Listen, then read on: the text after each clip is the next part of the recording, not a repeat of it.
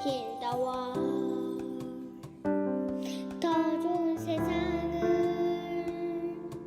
당신과 내가 함께 만들어가요.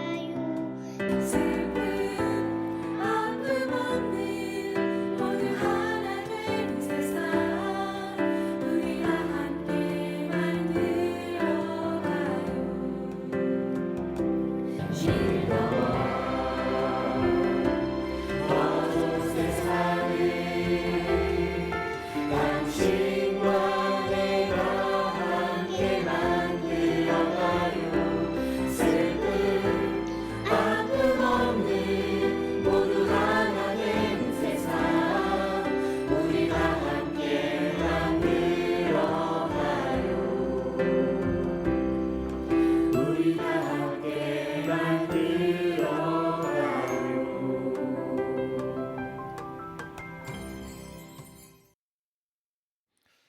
이제부터는 감염병 전문가와 함께 코로나19 피해를 최소화하기 위한 방안 살펴보겠습니다.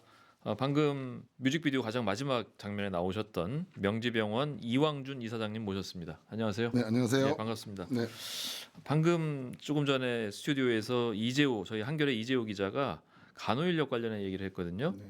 명지병원에서도 코로나19 치료 담당했던 간호사 두 분이 감염이 됐었잖아요. 네네. 그래서 걱정이 많았는데 두 분 상태는 지금 어떤가요? 뭐 다행히 두 간호사 중에 이제 이 좀 젊은 주니어 간호사는 일주일 네. 만에 바로 일주일 만에요. 지난 주 초에 다행이네요. 퇴원했고요. 예. 그다음에 우리 주임 간호사는 지금 오늘 아마 저녁에 퇴원할 것 같습니다. 아, 다행이네요. 네, 네. 명지병원에서 치료하신 거죠? 그렇죠. 네. 예. 근데 뭐 우리 두 간호사도 본인이 치료했던 환자들 그 병동에 들어가서 그 환자 옆방에서 원래 일하시던 데서 치료받으신 그렇죠. 거네요. 네, 다행입니다. 자, 전 걱정이 좀 커지고 있는데요. 이태원 클럽 중심으로 코로나19 확진자가 늘어나고 있는데 지금 이사장님께서 SNS에다가 전쟁 산막의 전주곡처럼 느껴진다 이렇게 쓰셨어요. 이게 구체적으로 무슨 의미입니까 이게? 글쎄 뭐 저희 병원 중심으로 이렇게 어떤 국면을 봐도 그렇고 전체 지금 우리 그 코로나 19가 지금 처음 발생해서 했던 이제 과정을 보게 되면 처음 이제 그 첫 피크가 첫 확진자가 1월 20일 날 나왔지 않습니까? 그렇죠. 그래서 이제 예. 어느 정도 그 환자가 쭉 31번 환자까지 나왔다가 그리고 한 일주일 정도 그게 한 달 정도 됐죠. 맞습니다. 한 달 되다가 한 일주일 정도의 그 파우세가 있었죠. 공백이 있었고 그 다음부터 이제 대구 경북의 환자가 나오면서 신천지를 비롯해서 이제 두 번째 피크가 시작됐고 그게 연결이 되고 또 연결이 돼서 이제 뭐 지난주까지 이제 거의 그러니까 2월 말부터 이제 4월 말까지니까 거의 두 달, 예. 8주 정도를 이제 두 번째 피크가 치고 쭉 내려와서 이제 소강 상태를 겪었던 거죠. 그래서 네네. 거의 뭐 한 2, 3주 넘게 거의 이제 한 자리 숫자의 그 환자가 나오고 또 한 30명 이하로는 거의 그거는 5, 6주 정도가 이제 그렇죠. 소강 상태를 해서 4월 달 한 달을 잘 넘기고 특히 이제 우리가 그 아주 고강도 사회적 거리두기를 3월 말부터 시작해서 한 달 정도를 전 국민들이 정말 높은 시민의 의식을 갖고 한 달 정도 하면서 굉장히 잠잠해졌는데 네. 이제 요 과정을 어느 정도 이제 좀 완화해가는 다시 이제 국면에서 또 다른 이제 원인을 알 수 없는 그 오리진을 찾을 수 없는 이제 사회적 그 지역사회 감염이 이제 시작을 했기 때문에 네. 어찌 보면 이게 필연일 수도 있는 거고요. 또 한편으로는 그 사회적 거리두기가 완화되는 상황에서 정말 이제는 중장기전의 관점에서 이 코로나 전쟁을 어떻게 치러갈 건가에 대한 중요한 시사점과 교훈을 주는 이제 지금 사건이라고 생각을 합니다. 그렇군요. 사실 이게 이제 크게 보면 두 가지로 볼 수 있을 것 같은데 이게 되게 궁금하고 되게 중요한 사안인 것 같은데요.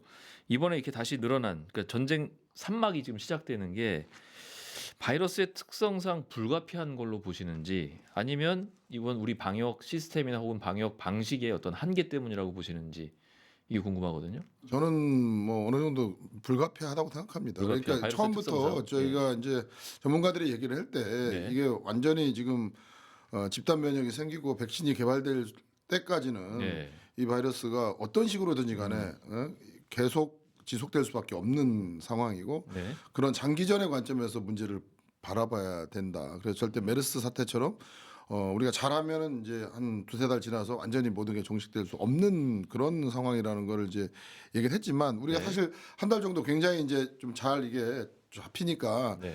희망적인 그런 생각을 갖게 되고 그렇죠. 또 좀 우리만이라도 이렇게 돌아갈 수 있지 않나 이런 이제 생각을 했는데 당장 이제 이번에 그 이태원발 지금 지역사회 감염을 보면서 아 이게 진짜 그렇게 쉬운 게임이 아니구나. 절대로 이 전쟁이 우리끼리만의 작은 전쟁으로 끝날 수 있지 정말 않는 그런 상황이라는 거를 이제 모든 국민들이 또 절감했을 것 같습니다. 그래서 네. 정말 이 새로운 그 장기적인 전략이 필요하다는 그 논지를 본격화해야 될 그럴 좀 국면이 아닌가라고 생각을 합니다. 그렇군요. 또 일각에서는 이제 그 코로나 바이러스 특성의 문제도 있지만 어쨌든 방역과 관련한 문제로 생활 방역으로 전환을 너무 빨리 한 게 아니냐 이런 지적들도 전문가들 몇 분 하시는 것 같더라고요.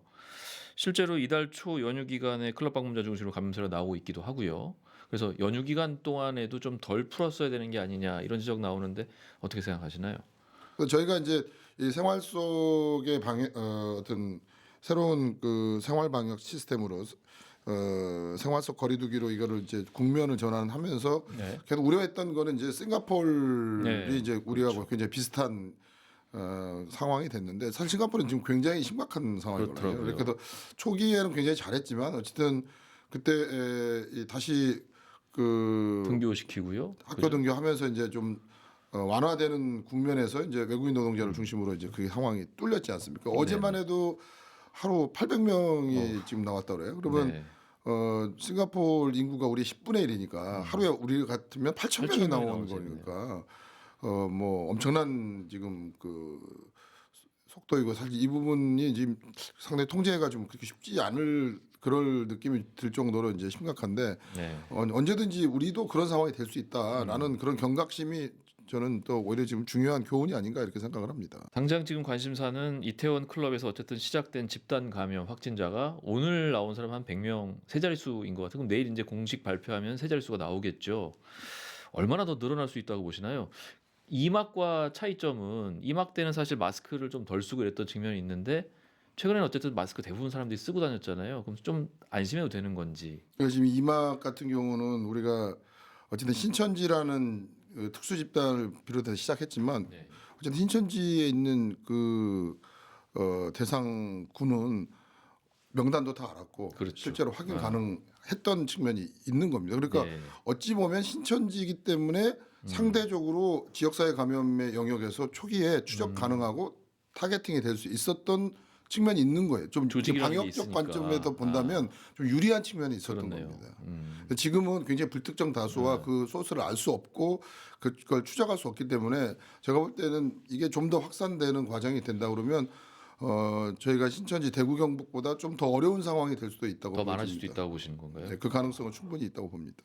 지금 어쨌든 확진자가 다시 좀 확 늘어날 가능성이 지금 높다고 보시는 거니까 서울 경기 지역 그러니까 이 수도권 병원들은 지금 준비가 잘 돼 있는지 이 문제가 지금 의료진 피로도가 상당히 높지 않습니까? 현장에서 얼마나 힘든지 또 얼마나 준비가 잘 돼 있는지 이런 설명을 좀 해주시죠.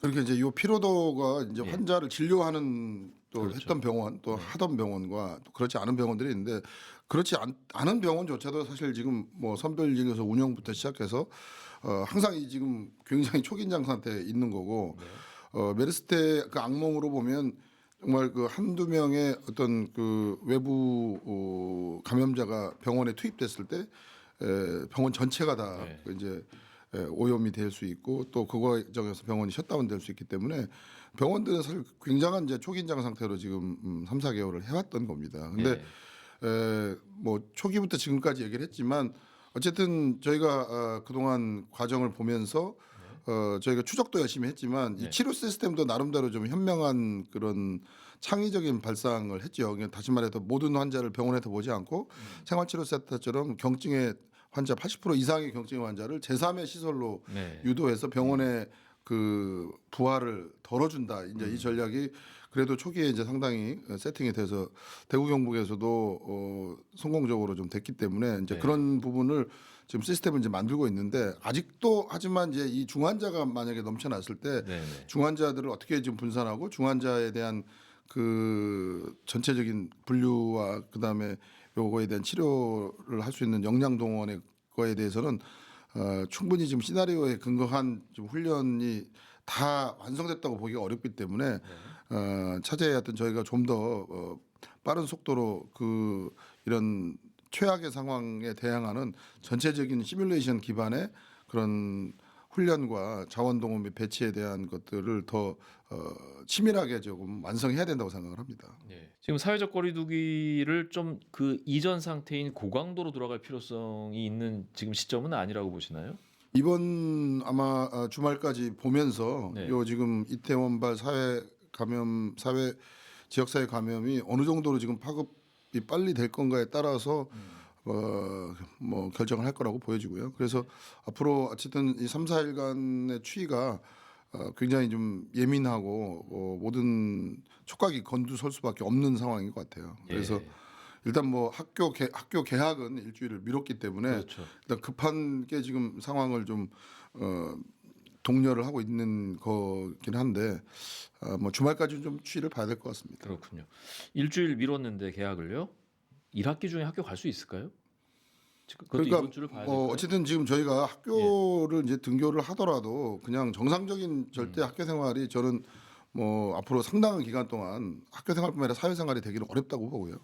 지금 이 세계적으로도 지금 요 앞으로 요 팬데믹 상황이 앞으로 한 1년 정도에까지 어떻게 흘러갈 건지. 네. 그러니까 뭐 우리가 지금 가을 겨울에 2차 대유행이 있을 수 있다고 얘기하지만 이미 그 2차 대유행이 안 오더라도 설령 안 오더라도 이게 그냥 소강 상태로 그냥 가지는 않는 거죠. 그래서 그걸 이태원이 계속 알고 있는 것 같고요. 그렇죠. 이제 그 규모가 어느 정도의 규모까지 피크가 올라갈지에 대한 문제는 있겠지만 네. 이 계속적인 파도를 탈 수밖에 없는 상황입니다. 그래서 이게 우리가 지난번에 이제 한 자릿수 밑반으로 몇 주가 잡으면 이게 좀 어느 정도 해결된다고 좀 희망적인 낙관적 그런 기대를 했지만 예, 예. 그게 결코 그렇게 될 수 없다. 그러니까 지금 같은 상황이 또 이태원발 이게 어느 정도 좀 그 파고가 있지만 대구 경북 같은 정도까지는 안 가더라도 어쨌든 그게 잡히게 되면